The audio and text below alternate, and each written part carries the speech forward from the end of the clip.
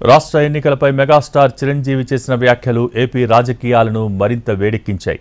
Janasena, TDP, BJP కూటమిగా ఏర్పడటం మంచి పరిణామమన్న చిరంజీవి వ్యాఖ్యలపై సజ్జల ఓ రేంజ్లో విరుచుకుపడ్డారు.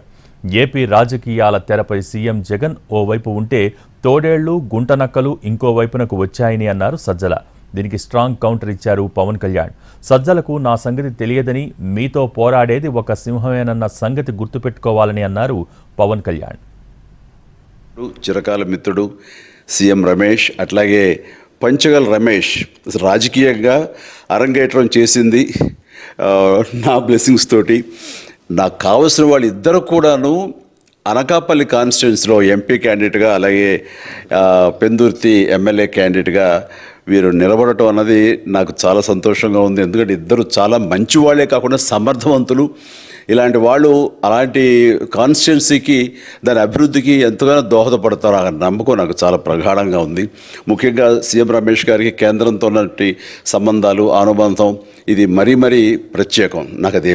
అండ్ వీరి నాయకత్వంలో మిగతా వాళ్ళ ఎమ్మెల్యేలు అందరూ కూడాను కలిసికట్టుగా అనకాపల్లి అభివృద్ధికి ఎంతగానో దోహదపడతారు అండ్ రిజల్ట్ చూపిస్తారన్న ప్రగాఢ విశ్వాసం ఉంది. కాబట్టి వీళ్ళిద్దరి గురించి ఈరోజు ప్రస్తావిస్తున్నాను. It is not about Chiranjeevi or ఇంకొకరు, ఒక వ్యక్తిలో కాదు, మొత్తం శక్తులన్నీ ఏకమైనాయి ఆ పక్క.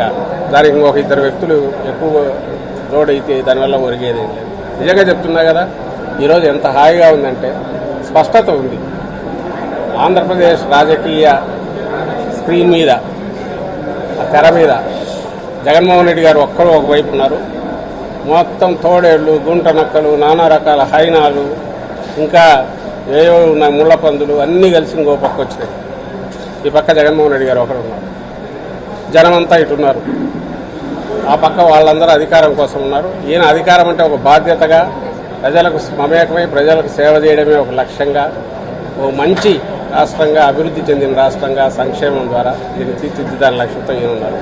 ఈ రోజున పవన్ కళ్యాణ్ అనే వ్యక్తిని మీ ముందు నిలబెట్టి ఎన్డీఏ కూటమికి బలంగా వెన్నెముకలా తయారయ్యాడంటే అది చిరంజీవి గారి పుణ్యం, మెగాస్టార్ చిరంజీవి గారి పుణ్యం. నర్సాపురం వాస్తవ్యులు, కాలేజీలో చదువుకున్నవాడు. ఆయన కూర్చొని ఎంతమంది వచ్చినా ఏం చేయరు అని మాట్లాడుతూ ఉన్నారు సజ్జల రామకృష్ణారెడ్డి గారు.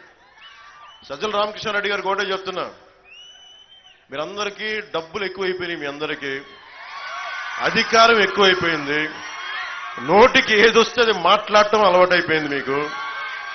నేను ఎన్డీఏ కూటమికి మద్దతు తెలుపుతున్నాను, లేదంటే వాళ్ళిద్దరికి మద్దతు తెలుపుతున్నాను అన్న ఒక మాట అనగానే చిరంజీవి వచ్చినా ఎవరు వచ్చినా ఏమవ్వదు, మాకు సింహం సింగిల్గా వస్తే వాళ్ళు సింహాలు అంటాయి. ఒక్కసారి మీ ముఖాలు చూసుకున్నారా? అర్థంలో మీరు సింహాల్లాగా ఉన్నారా? మీరు గుంట నక్కల సమూహంలా ఉన్నారు తప్ప మీరు సింహాలా? మీరు సింహం ఎలా ఉంటుందో చెప్తాను మీకు, అది గడ్డం చూసుకోదండి.